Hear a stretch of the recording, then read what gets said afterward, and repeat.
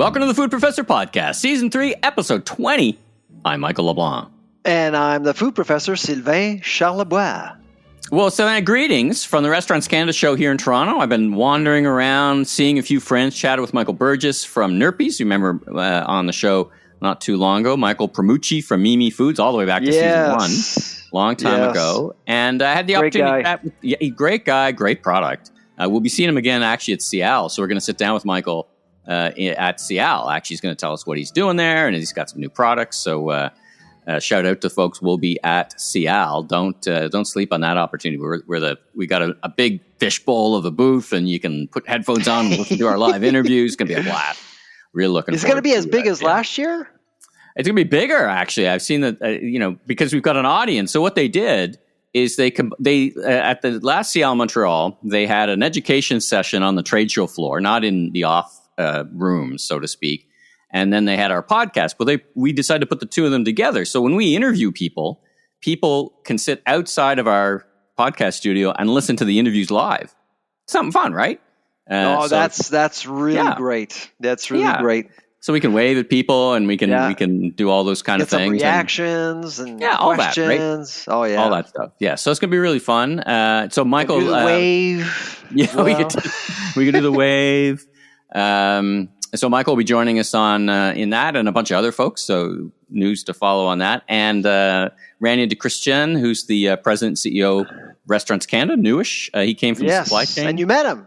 I met him. Yes. And he's actually quite active on social media. He's been posting a lot of videos. He's doing a great job selling the RC show, which is great.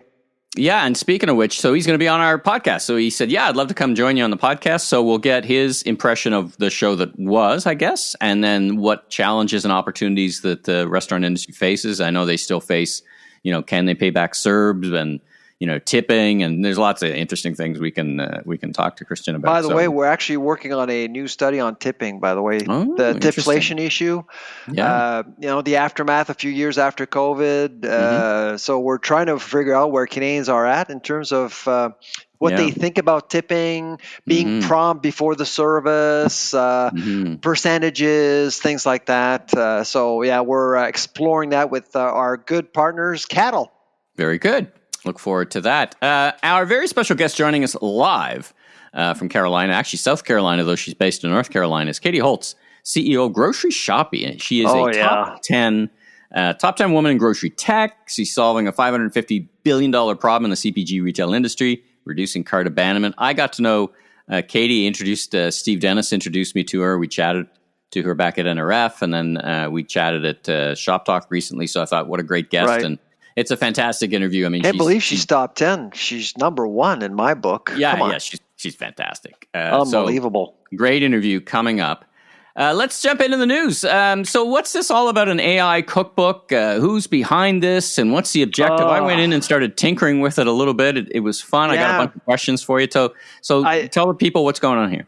The reason why I didn't talk to you about it is because I wasn't sure what's going to happen, to be honest. We've been working on this for about 6 months now with different partners. Some came, some left.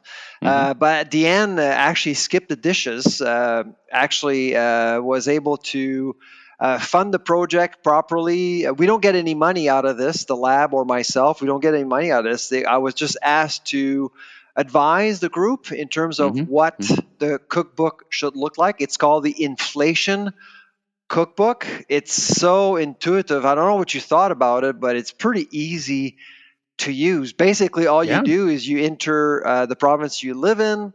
And I told them, listen, if you want to get a tool to work, you need it to be simple as possible.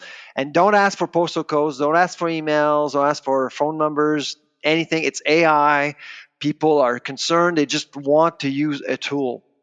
And so basically, once you enter the size of your household, the province you're in, and the budget you have, you are prompt with a top 10 list of things you need to avoid because they're too expensive that week in your area. And the top 10 products that are really good deals for you in your area. And then you press the button and it gives you 7 recipes based on the cheapest ingredients in your area, and the pictures you see are all generated by AI as well. So it's great. Yeah, I mean, a couple of comments to the usability. Yeah, it was very easy, and the budget thing isn't like you got to think of a number. It's a slider. So you can say from X to Y, and you kind of move it along. I moved it along the halfway point kind of thing, and it's by week. Now, question for you. I see, so it serves up, leave on the shelf, put in your basket, and it serves up a number of items and an arrow going up or down. Some pretty big percentages. Now, is that week over week or year over year? Where's that number? What does that number represent exactly?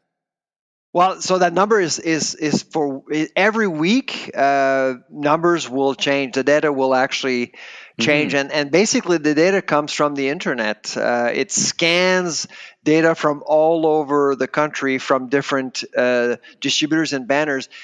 And I told them, I advised them, don't promote brands, don't promote categories, don't promote companies. Try to make it as neutral as possible, as generic as possible, and people will appreciate that because they're not going to feel that they're actually being sold something.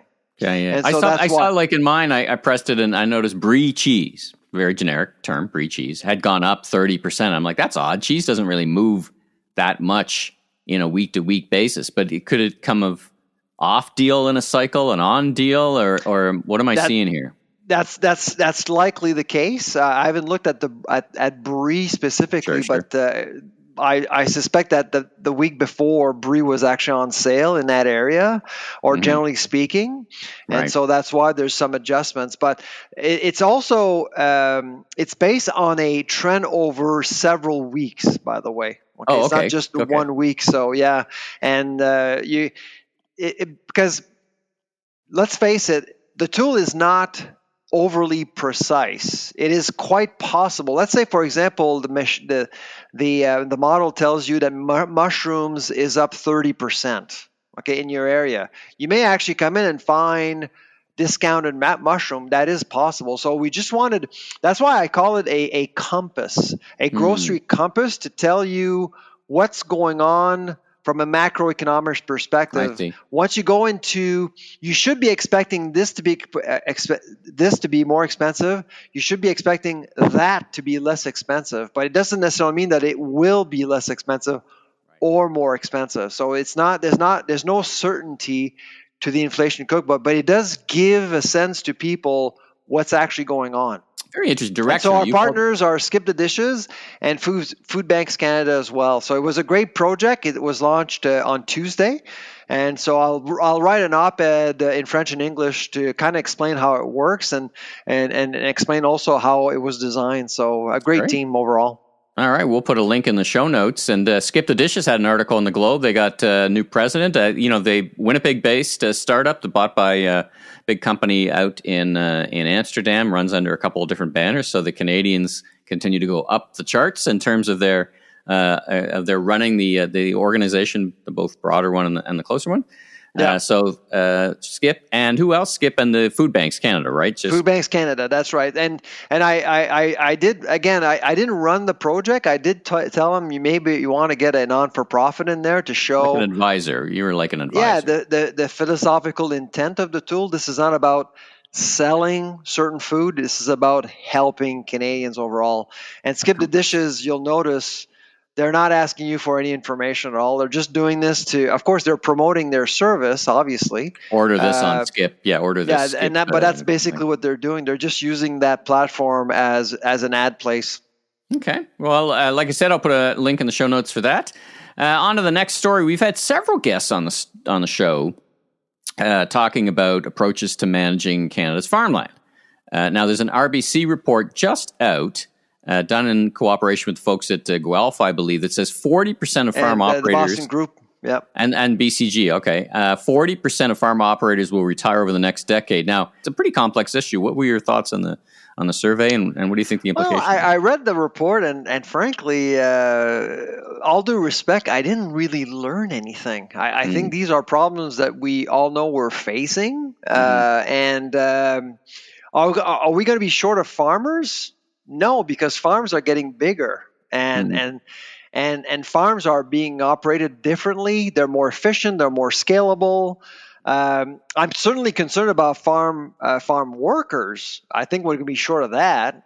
But when you think about how the sector is being capitalized, to go back to what we discussed with both Robert and Christian a few months ago, I mean, you can.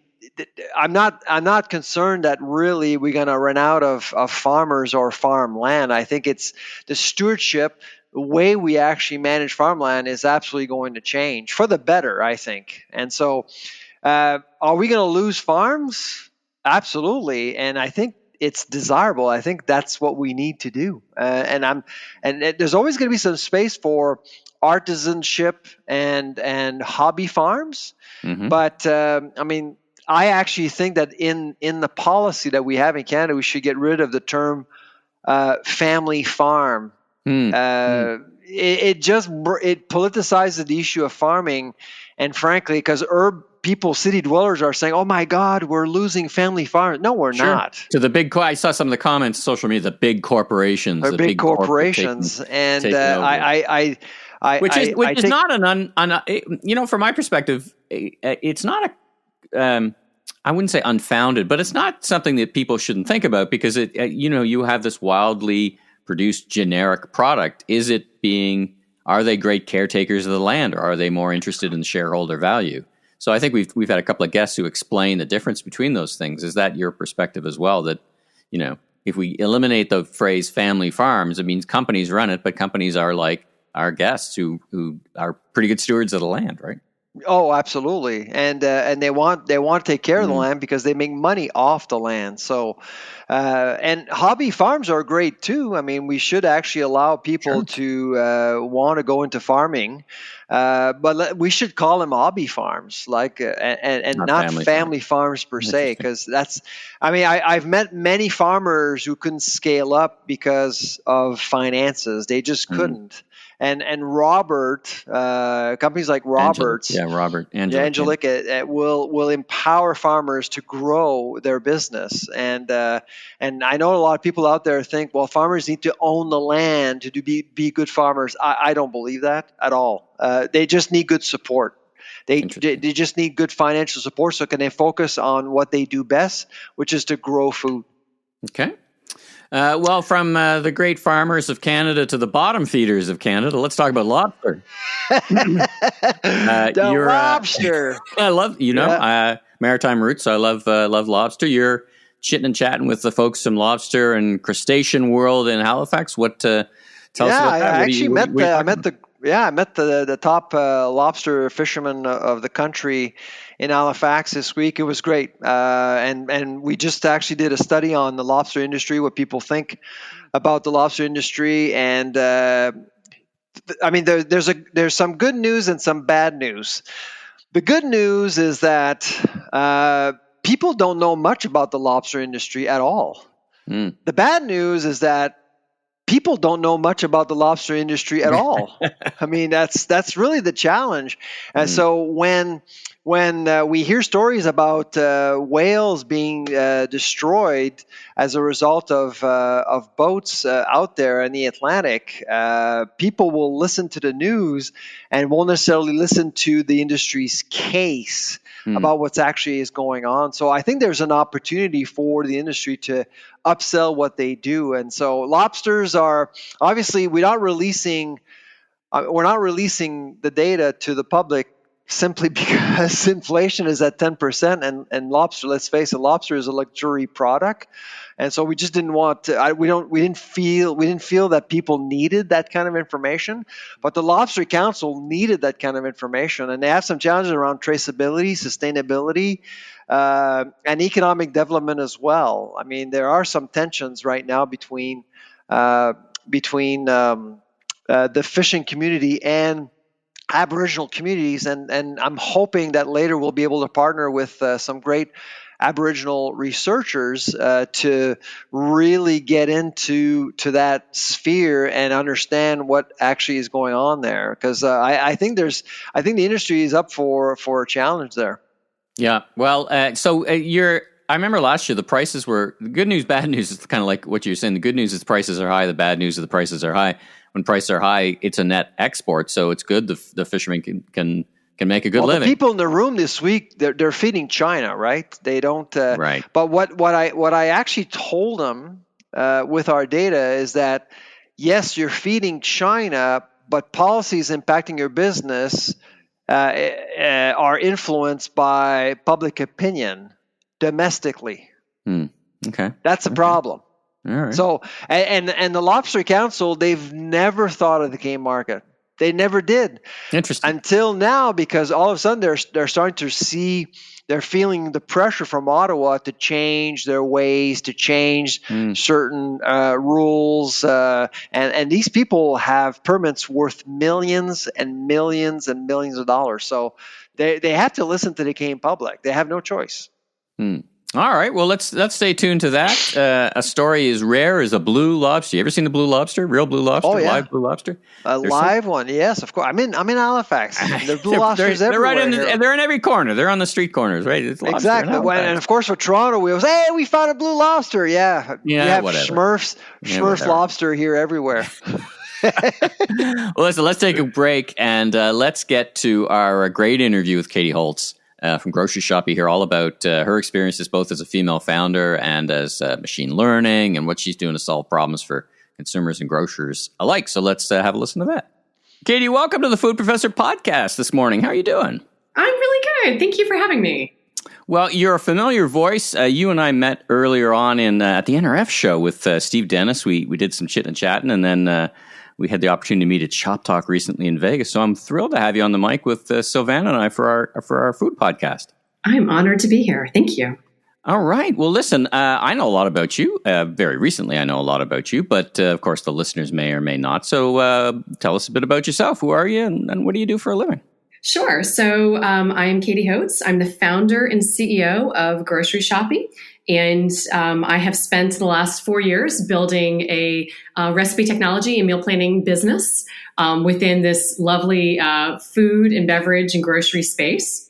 And we're based in Charlotte, North Carolina. I am a digital marketer by trade. And I've really set off to take meal planning and integrate it into the grocery shopping experience so that all busy people can get through meal planning and online grocery shopping in 5 minutes flat. That is my passion. It is a profitable business, but it is also a passion that drives me every single day to make sure this convenience is rolled out to all those who need it. Well, tell us a bit more about yourself. How did you get in? How did you, I know you and you can look at your background. We'll put that link in for the listeners. You're a very talented person. You're very experienced, and you've got a lot of skills. Why did you, were you drawn to this opportunity, and were you drawn when you were young into this line of work? I mean, you're like a data scientist and business and data. Did that come naturally for you, or how did you flex to that?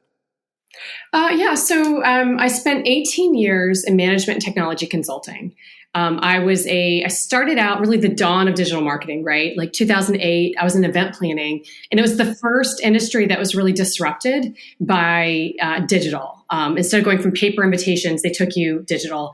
And I happened to be in the industry that was, impacted early. I was the bottom of the food chain. There's no one beneath me. And so when things went wrong, I'm the person that everyone came like flying down the hall at going, fix it. And so I learned how to code HTML really, really early.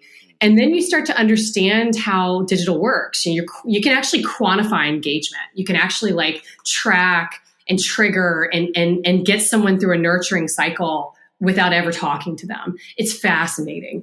And you can also, I'm a highly competitive person, personally and professionally. And when you're that type of person, you actually can compete with yourself. It's amazing. So, so that's how it all kind of happened inside the doors of a Fortune 200 company.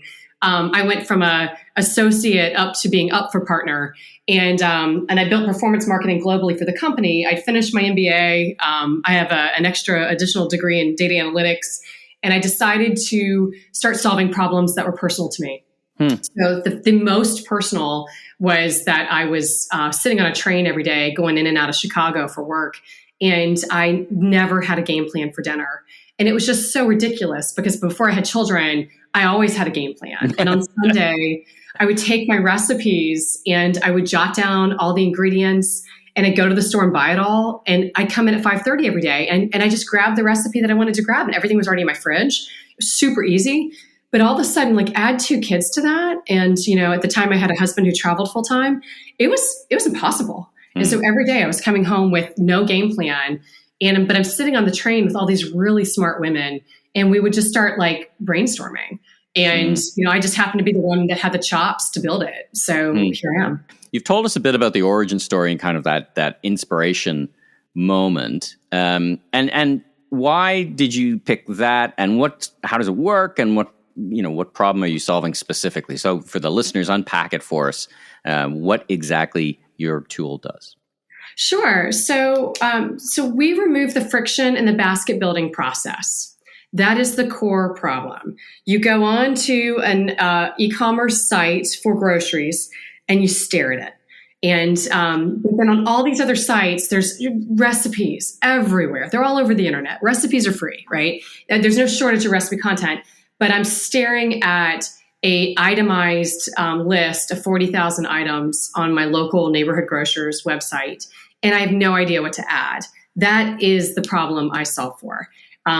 Back in the day, I had girlfriends that would bring me recipes, like literally printouts, or they'd text them to me. And I'm like, this is absurd. I still have to go query all these items. Then I have to find the recipe when it's time to make it. It was just a nightmare. That is exactly why we exist. I was going on to the websites for some of the brands who actually work with us today, and I'd see their recipes. I'm like, I just need those recipes, but I just need to click them and like add them to my cart. You can, but it would be only clickable with like one large, national grocery chain, nothing else. And so, my neighborhood grocer wouldn't qualify, if you will. So I really went to build it so that the neighborhood grocers were empowered with the same type of technology that a national grocer would have for meal planning. And when you click on a recipe link on a grocer's site, it takes you to just stagnant data. It's like the same 100 or 300 recipes that have been on there for 10 years. It's broken links. There's no thoughtfulness to the delivery of the content. There's no validation to the content. It's just random recipes. And so we built a platform that is API-driven, cloud-native, machine learning enhanced, and it is fueled with recipes from top food bloggers and top food brands. Those recipes are dynamic. Every time you're coming in, you're looking at fresh recipe content. The essence of ML is a sheet of paper. Think of a blank sheet of paper the first time you come in. And we start to learn you by your clicks and your expanded recipe views and what you add to your meal plan. You're building your meal plan. Thinking about a meal plan for the week allows the shopper to think holistically about what do I need for the week, right? This is not about getting me through Tuesday. This is about like, I can actually add 3 or 4 recipes to my cart and I only have to do this once a week. That's amazing, right? We get a 18 to 30% larger cart as a result. And so our shoppers take the recipes. They can dive in if they so choose. They can remove an item if they so choose, but they can add it to their meal plan with a single click. In the meal plan experience, we have a proprietary piece of technology that will show you everything you've purchased in the last 90 days against your aggregate list of recipes you've added to your cart. You can remove everything with a single click, or you can go through and itemize. You already have olive oil. You already have salt and pepper. Almost 65% of the items in any single recipe, you already have in your pantry or your fridge. So we have this tool that's going to help remove those for you thoughtfully, really quickly. And then you just push everything to cart. We use a 3-pronged decision-making algorithm that is proprietary. It leans heavily on private label, and it allows the shopper to continue their journey because we are a very narrow tech platform. So we actually live inside of that tech stack. We're simply expediting the front end of the shopping journey. Once the shopper's items are pushed into their cart, our job is done. We either email you or text you the recipes based upon your request. And you get to keep shopping. That is very unique. If anyone's experienced the B2C apps out there, they're skimming and they're pushing and you have to check out. But with ours, you can go get the granola bars, go get the cereal and the milk and all the other a la carte items. But we've created all the value for you and giving you the meals for the week. And that is the hardest part. That's pretty impressive. In terms of maintenance, how much time do you need to devote to the maintenance of the system itself every week? To keep it updated, or does it all do it by itself? Oh, goodness. Nothing happens by itself. I assume not. Your question I can answer 2 ways. A, there's just the process of operations. But B, it's also like innovation is imperative. I mean, look around. I mean, shoppable media is everywhere. Continuing to evolve the system, adding video content, making sure that we understand the types of campaigns, the types of content the shoppers are looking for, and continually changing it, keeping it fresh. That's who we are. That's what we do. It's the value that we deliver to our brand and retail clients. And so that is, it can be a high maintenance beast, right? We've got a recipe operations team. They are amazing. Over 75% of that team alone is current or former food bloggers. And so they're food editors. They know food inside and out. These are the people who are coordinating all the recipe content. They're the ones that are coming to us going, sriracha, add sriracha to anything today, it's going to explode. Poppy seed is on the cusp, right? We think poppy seed's the next big trend. Air fryers are still in every household. We need to be talking more about air fryers. It's staying on top of the trends. This is how you take a grocer that's existed for 100 years and their current client base is now empty nesters. They need to go back and capture the young parents to get their greatest economic opportunity for growth. Right? They're not going to stay alive on the empty nesters. And so we give them the type of tech that allows those young shoppers to come in really quick. I mean, our core shopper base is male and female, 34 to 44 years old. They have a baby in the home and they need fast meal solutions, and we're here for it. Right. And that's the business case for brands and grocers. I assume that's what you present to them when you talk about Grocery Shopii? Exactly. Yeah. I mean, when you talk to anyone about removing friction from a basket building process, they pull up a chair, right? Everyone knows it is when I came into this industry, when I started, I'm a consultant, right? So I approach things in my own little nerdy way. And the data told me that there was a 78% cart abandonment rate specific to grocery. That's a McKinsey figure. May of 2020, it spiked to 85%. So when you have fear driving people online to grocery shop because they're afraid for their life if they go in a grocery store, the cart abandonment rate actually went up instead of down. That's bewildering. And that if anything highlights a problem, there you go. And so to me, coming in and being able to solve for the basket building process is imperative. One of the greatest issues with grocers is that when the shopper goes from in the store to online, they go red. How do you fix that? How do you create a profitable online basket, right? How do you create more value for your brands? The brands are dying to get closer to that shopper.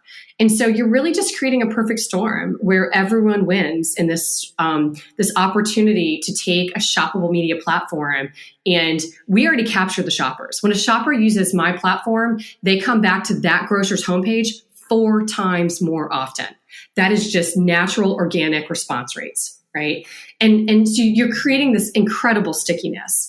And so the value for the brand, for the retailers is just right there at the front door. I mean, we report out 42% of our shoppers every day, return shoppers. I mean, we just have a really, really sticky platform. But then the brands are actually getting up close and personal with that shopper. They're understanding, what the top recipes are, top performance rates. What kind of recipe do you need to create moving forward to get higher, more optimized outcomes digitally? This is a new world, right? This is not the Williams Sonoma cookbook I got when I got married, right?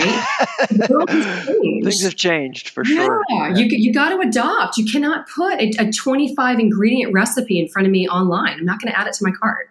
Yeah, no, great story.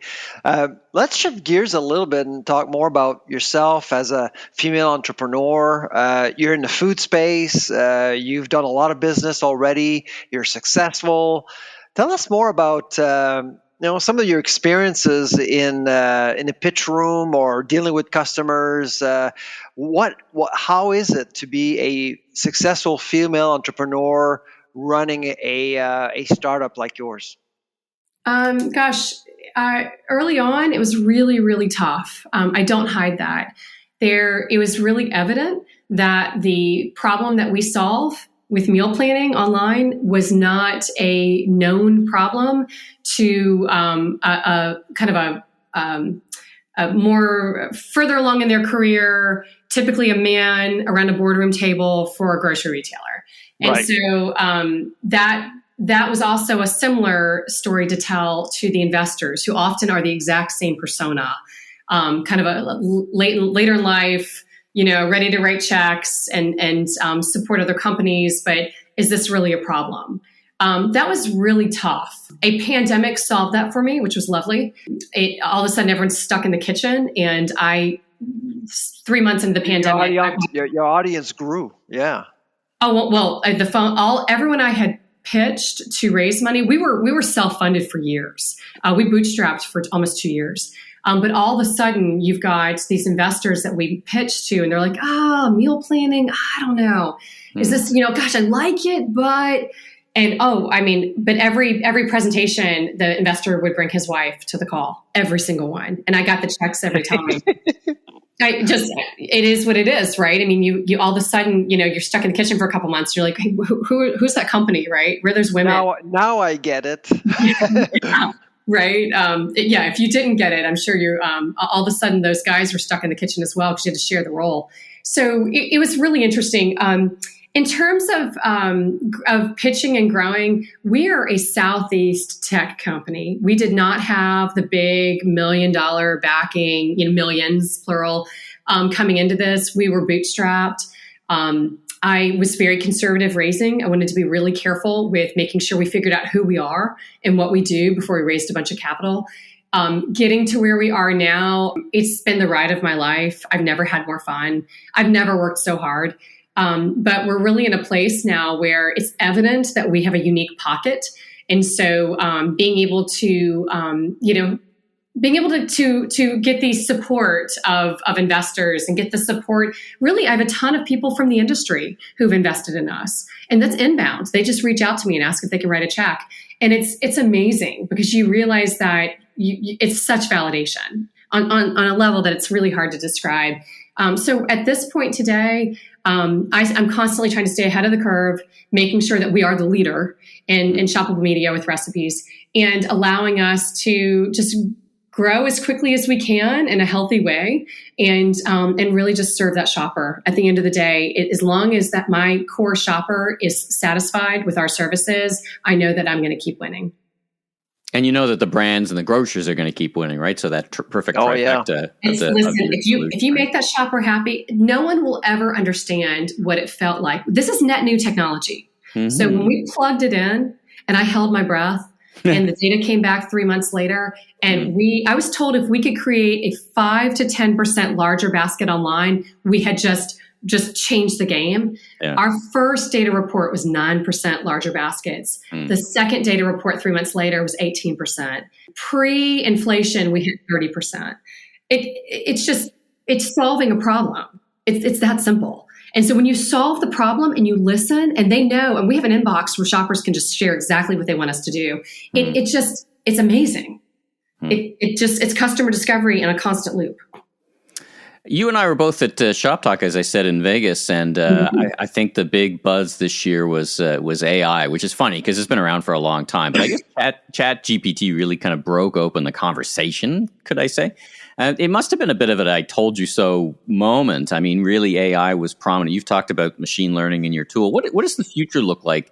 What's in the lab, so to speak, for you, and kind of what's next from an AI perspective? Are you already there with where you want to be with AI, or do you see the tool getting bigger and better? The applications are practically endless. We had a late night call last night about using an AI tool for a better matching system for products. I mean, my guys continue to call me with like these new tools. It's these like micro solutions to micro problems, but have a really big impact. So that kind of stuff, those applications go all day. What I think is really cool though, like if you think about the problem first and then the solution, right? So the problem is, I need my meals plan for the week. I also have the items that are on regular. I have the same brand of granola bars that my 8-year-old will only eat that brand of granola bar, right?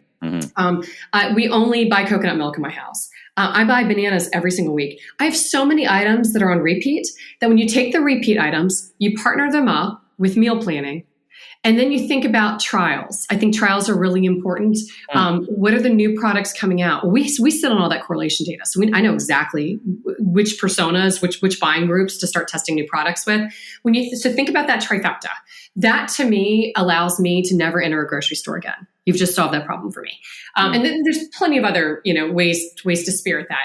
So, all right, so now take AI and apply it to it. So AI is going to allow me to figure out my meal plan for the week. AI tools allow me to find new foods, right? My family likes to eat X, Y, and Z. What other foods should we be trying? What other ethnic types of cuisine should we be trying, right? Think about utilizing existing ingredients. Go to ChatGPT and say, listen, I'm looking at chicken and cilantro and half a bottle of peanut sauce left. What can I do with this, right? Utilizing existing items. So interesting. And you mentioned earlier on about private labels, which of course the ears would perk up from the grocers to saying, wait a minute, I could suggest or substitute my private label item potentially, which is kind of a clarion call for better margin. Now, what's next for you and Grocery Shopii? You're based in the States, but do you work internationally? Talk to us a little bit about that. Yeah, so what's next for us is really just capitalizing on this moment.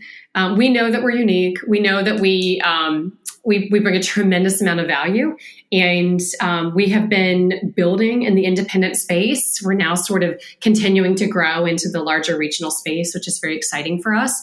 We're pretty geographic agnostic. We have several international opportunities spinning up. The catch with an international opportunity is both language and metric. Cooking metric.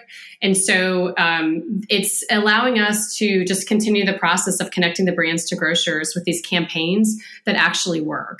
You get into the grocer's tech stack. We're allowed, we can get a recipe to the finish line very, very quickly.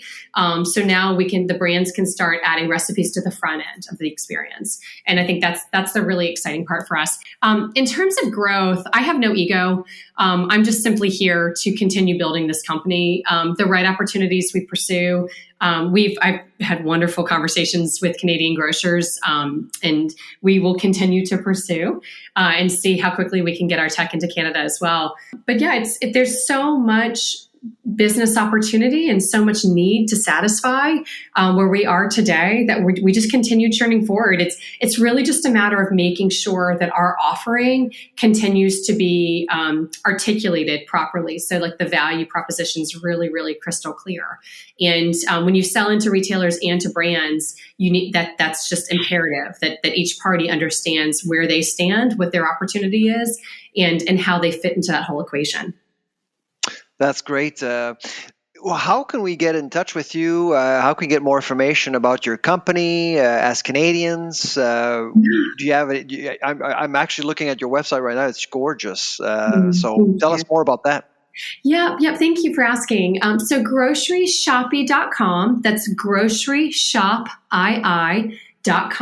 We have a contact form on there, so please feel free to fill that out. That goes straight to my leadership team to pursue. I'm also on LinkedIn. I love LinkedIn.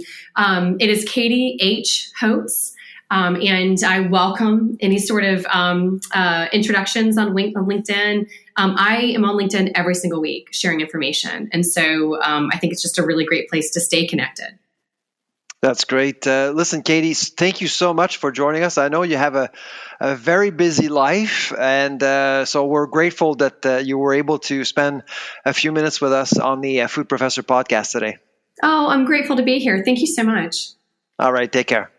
All right, well, great interview with Katie. I mean, just so much energy, and you can see and feel the energy she brings to both the inspiration of the product and to pitches. So we'll put links to Grocery Shopii, and you can experience it yourself. And if you're a grocer, get in touch with Katie. She's a lot to learn from her and her team. Let's talk about play ball. The Blue Jays are back. Toronto. They're back. The boys of summer are back in town. The boys of summer. The Rogers Center has gone a $300 million retrofit, bringing the fans closer to the action. Now, the one thing, I mean, when I went to see the games, they had great peanuts. Fantastic peanuts, actually best I've ever had. But for somebody who does a ranking of food overall at baseball parks, and they ranked 25th in the Major League Baseball, maybe that's the opportunity for them. A big baseball fan, I think last year went to all stadiums and ranked stadiums based on their on his food experience, and the Rogers Center actually ranked 25th overall, which is not great. And no. Don't ask me actually who came in first because I didn't look. I just looked at Toronto and their 25th. They needed help. They needed a change. And a lot of the changes that we're going to see this year has a lot to do with food. So there's a Corona place. There's going to be cheap hot dogs for. They're actually democratizing seats. You can actually. This is something I saw in Tampa Bay last year when I went to see the Blue Jays. You don't have to buy seats. You can just walk around. Yeah. You know, which is really something millennials want to do, or the young generations want to do, because who wants to sit for 3 hours in a seat? Yeah, I bring a newspaper. I bring a magazine. It makes total sense to me. So, and of course, in those areas like the Corona place, I think that's what they call it. You can walk around, eat, and feel like you're in a bar, but you're there in the action, which is really great. And of course, I heard that they're going to be launching some new dishes just at the Rogers Center. And if you want to get people engaged, you got to do it with food. I've been to Blue Jays games several times in my career, in my life, and I've always been underwhelmed, to be honest. Yeah. Plus, it's a lot of money as well. So it's a lot of money. Yeah, so might as well. Quality. If you're going to pay for, if you're going to pay for that, and you got to pay for, you're going to get quality anyway. Because in some stadiums, you do have a lot of choice, lots of choice, and healthy choices, not so healthy choices. At the Rogers Center, it's pretty tough to get some variety. Well, good luck to the Jays this year, and I keep hoping. Blue Jay. I keep open for the Expos to come back. They were my first baseball team. Spent lots of times at the Big O when I lived in Ottawa, going to see the Expos. Go to Washington. I know. Well, listen, last but not least, the top 10 most reputable companies released by Leger, and there's some food companies in there. Costco, Shoppers, Dollarama, all who have food make the top 10. So I saw YouTube and Google being number one, which is so interesting. No grocers actually came in the top 10, but Shoppers, Dollarama, they made it to the top 10 as well. Interesting. Leger does a survey every year. It's been 28 years now. And Costco also made the top 10. So it shows, so people are looking for convenience, but they're also looking for some deals. I think prices and inflation drove results this year. I think that's what's going on. I think Shoppers benefits from they did well during the pandemic and taking care of Canadians, and you can go get your shot. I had both my flu shot and my latest COVID shot at Shoppers. A great experience. Costco, of course. What is it? Number 4, number 5 biggest grocer. So they make a lot of they move a lot of hot dogs for $1.50. They move a lot of rotisserie chickens too. So for $8. So lost leader in the front, lost leader in the back. There you go. Well, listen, great episode, and thanks to our guests. We'll put lots of links in the show notes for all the people, and safe travels, I guess, when you get back on the road. I'm on the road. I'm not on the road, actually, but I'm with in the week after I'm in Barcelona, so we'll be live from Barcelona. But until then, I'm Michael Blanc, consumer growth consultant, podcaster, keynote speaker, and you are? I'm the food professor, Sylvain Charlebois. All right, safe travels, everyone, and Sylvain, catch you soon. Take care.